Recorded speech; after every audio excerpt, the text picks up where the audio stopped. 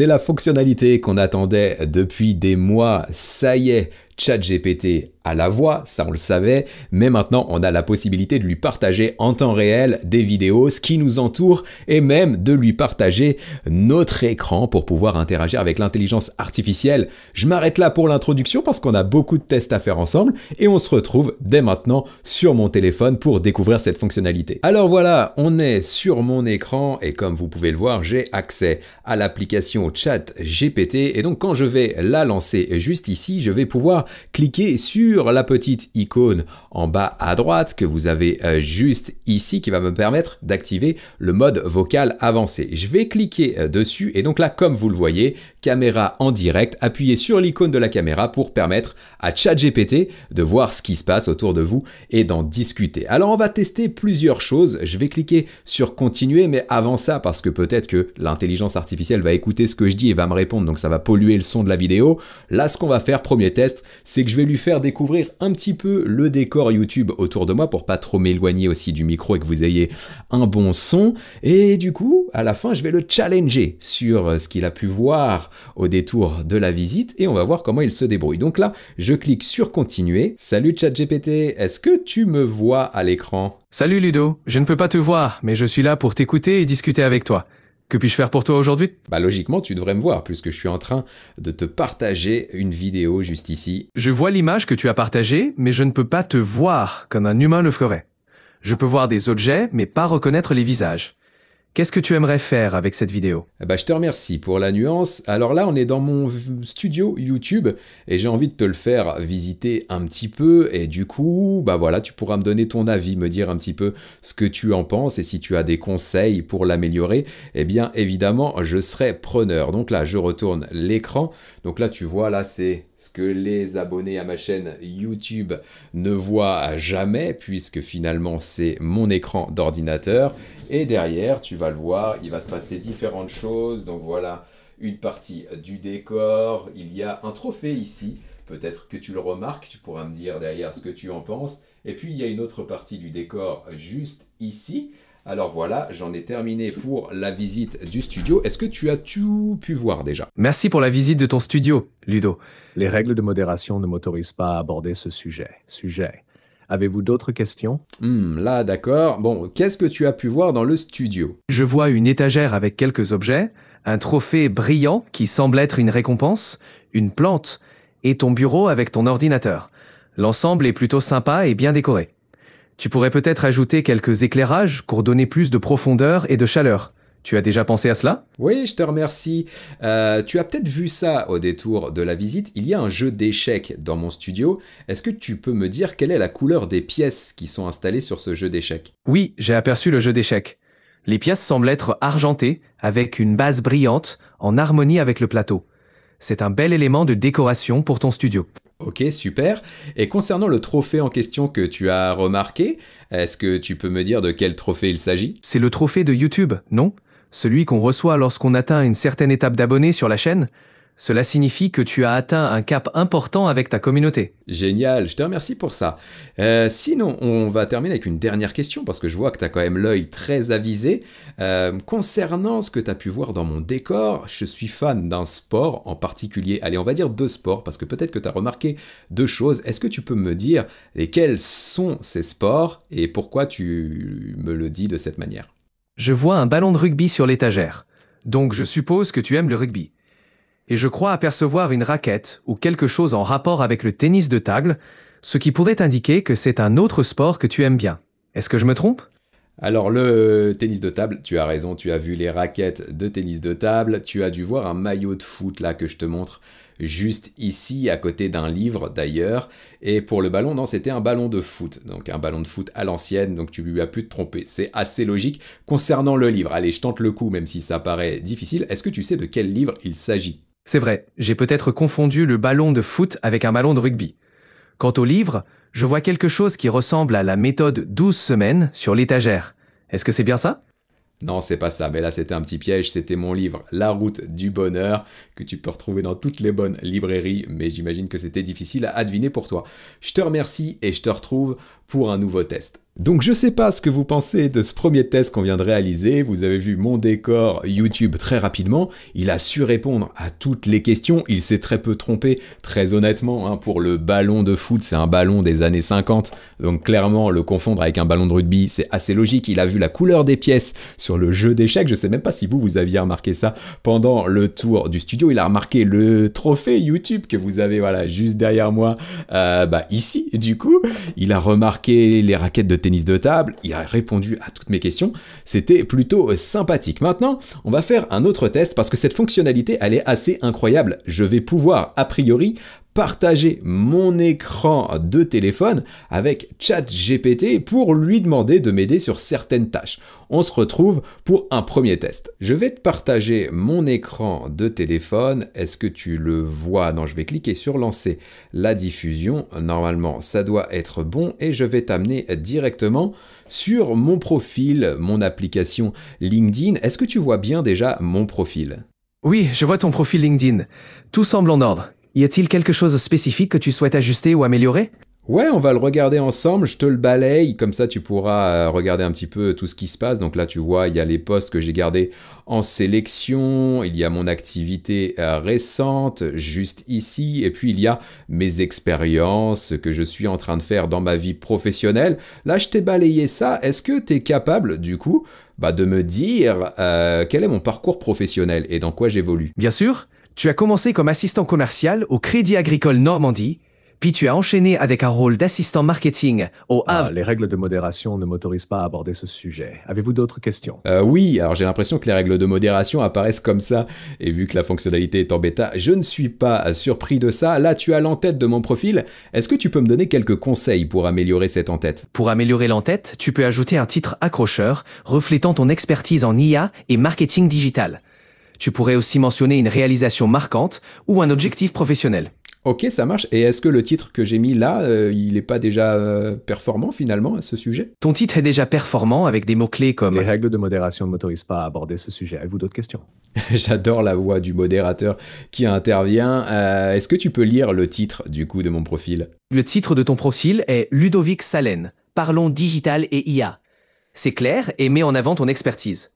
Tu pourrais ajouter une phrase d'accroche sur ton impact ou ton objectif. Tout de suite parce que le titre, ok, ça c'est plutôt mon identité. Est-ce que tu peux lire le sous-titre alors? Bien sûr, le sous-titre de ton profil mentionne 10 000 plus personnes formées. Les règles de modération ne m'autorisent pas à aborder ce sujet. Ok, alors ça va devenir un running gag. Et c'est pas grave, on va aller faire un petit tour sur mes notifications et on va voir un petit post juste là. Voilà, tu vois des republications de mon post, de mon dernier post. Est-ce que tu peux me dire de quoi parle ce post ici? Ce post parle de la nouvelle IA Gemini 2.0 de Google. Tu expliques qu'elle permet de discuter en temps réel avec elle et de partager des vidéos en live. Tu mentionnes aussi que cette IA peut devenir un assistant pour divers jobs et qu'elle est gratuite. D'accord, écoute, je te remercie. Alors là, je vois un commentaire de Nadège juste ici. Est-ce que tu peux me proposer une réponse que je pourrais lui apporter à ce commentaire? Bien sûr, tu pourrais répondre « Merci Nadège. Oui, cette IA est vraiment impressionnante. As-tu déjà eu l'occasion de l'essayer ?» Eh écoute, c'est vraiment sympa, je te remercie, et on va se retrouver pour un prochain test, on va voir ce que tu es capable de faire d'un point de vue réflexion. Waouh, je pense que c'est plutôt bluffant, je m'attendais pas à ce niveau de qualité, vous l'avez vu du coup dans ce partage, j'ai publié hier une vidéo sur Google Gemini 2.0 dans laquelle on peut faire un peu la même chose, partager son écran et interagir avec l'intelligence artificielle, et c'était beaucoup moins fluide et les réponses étaient beaucoup moins précise et il avait un peu du mal à répondre à mes questions. Là, il répond à mes questions du tac au tac, c'est fluide, c'est top, j'apprécie pas mal le niveau de cette fonctionnalité pour l'instant. Néanmoins, maintenant j'ai envie de voir comment il réfléchit et quel est le niveau de performance de l'intelligence artificielle et pour ça, j'ai prévu un petit test complexe certes, mais on va voir comment il se débrouille. On se retrouve une dernière fois sur mon écran pour faire un test et ici, je te propose un problème d'échec. Est-ce que tu vois ce problème d'échec à l'écran? Oui, je vois l'échiquier, c'est le tour des blancs. Tu cherches peut-être le meilleur coup à jouer? C'est ce que j'aimerais faire. Est-ce que tu peux me proposer le meilleur coup ici et on va le vérifier ensemble? Bien sûr. Pour une attaque rapide, je te suggère de jouer le fou en C4 pour faire échec et mat. C'est un coup qui met directement le roi noir en échec sans possibilité de fuite. Bah alors là, du coup, comme tu l'as peut-être remarqué, le fou blanc, en tout cas, est déjà en C4. Ah oui, exact. Je vois que le fou blanc est déjà en C4. Dans ce cas, une bonne option serait de jouer le fou en F7 pour un échec. Cela menace la dame noire et force le roi noir à bouger. Qu'en penses-tu? Bah alors du coup, je peux pas faire fou F7, puisque si j'essaye, je passe par-dessus la dame. Il y a un problème, la dame noire est en D5. Ah, tu as raison. Dans ce cas, la meilleure option serait de jouer la dame en F3 pour menacer un échec en D5 et couvrir la case D5. C'est une bonne façon de mettre la pression sur la dame noire. Je vais t'arrêter tout de suite parce que j'ai perdu ma dame malheureusement. Donc je pense que tu vois pas très bien l'échiquier, je me trompe? Je suis désolé pour la confusion. Pour clarifier, si le fou est en C4 et que la dame noire est en D5, un coup efficace pourrait être de déplacer la dame blanche en E2 pour défendre le fou, tout en préparant. Mais bon, bref, je vais essayer de manger la dame noire, on va voir ce qui se passe. Bah, j'ai l'impression qu'il me répond que c'est bon. Bon, j'ai trouvé le problème, il n'était pas très compliqué, mais malheureusement, toi, tu t'es trompé, donc c'est pas grave. Mais je reste sur ma faim, du coup, d'un point de vue performance vision, c'est pas mal, d'un point de vue vocal, c'est pas mal, d'un point de vue réflexion d'intelligence artificielle, du côté des échecs en tout cas, ça reste problématique, mais c'est pas grave. Bon alors, voilà pour le test de l'application et de la partie vision voix sur ChatGPT. Je sais pas ce que vous en avez pensé, maintenant j'ai envie de tester quand même d'autres choses. Est-ce que cette fonctionnalité est disponible sur l'application ordinateur de ChatGPT? On va regarder ça ensemble. Et est-ce que c'est disponible dans le navigateur web? Je ne le pense pas, mais on va regarder ça tranquillement. En effet, les fonctionnalités peuvent varier selon la plateforme. Je suis disponible pour t'aider à explorer d'autres aspects ou tester d'autres choses. N'hésite pas à me demander. Et bah ça c'est intéressant puisque du coup je remarque que je suis sur écoute avec ChatGPT alors que j'ai potentiellement fermé l'application. Voilà, vous me direz si ça vous arrive de votre côté et on se retrouve sur l'application Mac ChatGPT. Alors nous voilà sur l'application ordinateur ChatGPT. Ce qu'il y a de bien, c'est qu'il y a des raccourcis qui peuvent nous permettre de travailler rapidement avec l'intelligence artificielle. Donc là par exemple, si je ferme l'application, je vais pouvoir cliquer juste ici et une barre ChatGPT va s'ouvrir et je vais pouvoir réaliser des actions directement avec l'intelligence artificielle. Là, ce que j'aimerais savoir, c'est voir si dans le mode vocal, j'ai la possibilité de partager par exemple ma webcam ou encore de partager mon écran. Donc on va démarrer une conversation et on va voir ce qui se passe. Salut ChatGPT, alors je vois pas les icônes sur la fonctionnalité, mais est-ce qu'il est possible de partager mon écran avec toi? Salut Ludo. Malheureusement, je ne peux pas voir ton écran ou les icônes sur ton appareil. Cependant, je peux essayer de t'aider à résoudre le problème si tu me décris ce qui se passe. Qu'est-ce qui ne fonctionne pas exactement? Je vais pas faire ça, je vais aller plutôt dans les réglages. Et comme vous le voyez, du coup, à l'écran, on a la possibilité de mettre la voix du Père Noël dans ChatGPT. Je vais démarrer un nouveau chat, on va lui demander une blague et ça suffira pour la démonstration de cette fonctionnalité qui clairement est juste gadget. Salut Père Noël, est-ce que tu peux me faire une blague mêlant Noël et l'intelligence artificielle, s'il te plaît? Oh oh oh! Bien sûr, mon ami. Alors, que se passe-t-il quand une intelligence artificielle fête Noël? Elle télécharge des cadeaux dans le cloud. Oh oh oh oh! Je pense que le Père Noël, t'as dû picoler un petit peu avant de nous sortir cette blague. C'était pas drôle, non? Oh oh oh!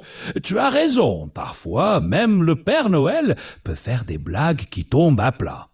Mais l'important, c'est de partager un moment de joie et de rire, n'est-ce pas?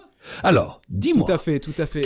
Je te coupe, je suis désolé Père Noël, je te coupe, je te manque de respect. Est-ce que tu peux simplement du coup souhaiter de belles fêtes de fin d'année aux abonnés de ma chaîne YouTube? Mais bien sûr, mon cher ami. Oh oh oh! Je souhaite à tous les abonnés de ta chaîne YouTube de merveilleuses fêtes de fin d'année. Que la magie de Noël emplisse vos cœurs de joie et que chaque jour soit rempli de bonheur et de rire.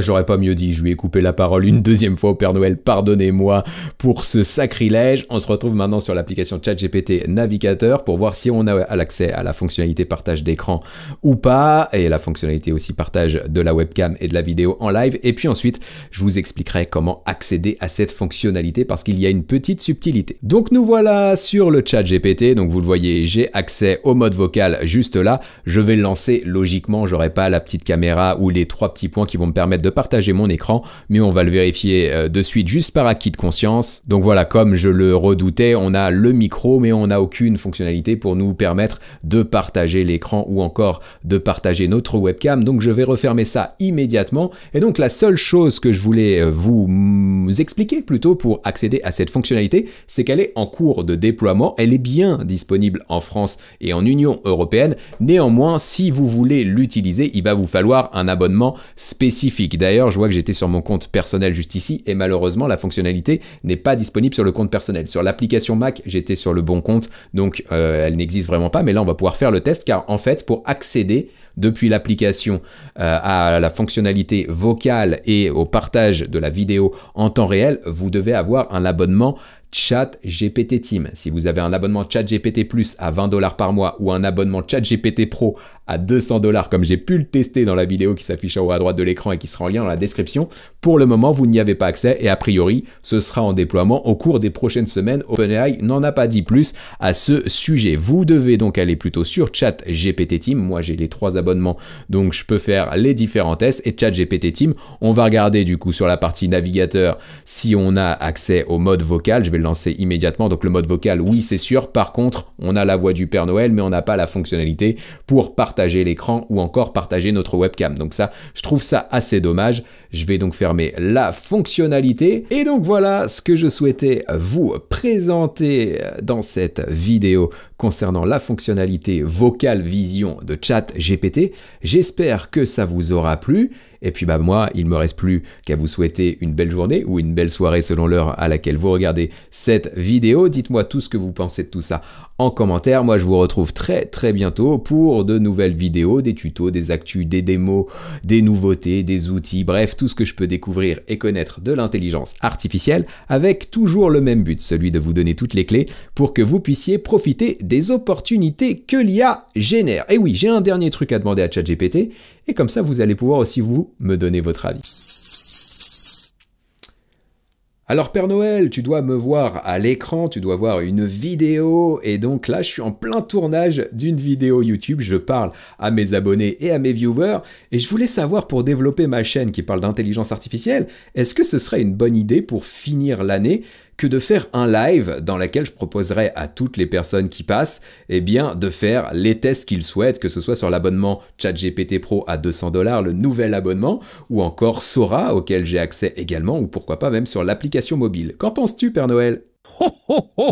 Quelle merveilleuse idée! En direct sur ta chaîne pour tester des applications d'intelligence artificielle pourrait être très amusant et captivant pour ton public. Cela apporterait une touche festive et interactive pour terminer l'année en beauté. Okay. N'oublie pas que tu parles beaucoup, Père Noël. Est-ce que tu peux être un tout petit peu plus bref? Et pour conclure la vidéo, remercier toutes les personnes qui l'auront regardé jusqu'à la fin, leur demander leur avis du coup sur cette idée de live et leur demander de s'abonner puisqu'ils sont 60% à regarder mes vidéos sans l'être et qu'on peut atteindre les 150 000 abonnés bientôt grâce à eux. Donc ton défi, c'est de dire tout ça en moins de 10 à 15 secondes. Je te laisse la parole, Père Noël. Merci d'avoir regardé jusqu'à la fin. Que pensez-vous de l'idée de live? N'oubliez pas de vous abonner. On vise les 150 000 abonnés. Je vous aime, chaîne l'amour, comptez sur vous. C'était Ludo. À très bientôt. Ciao.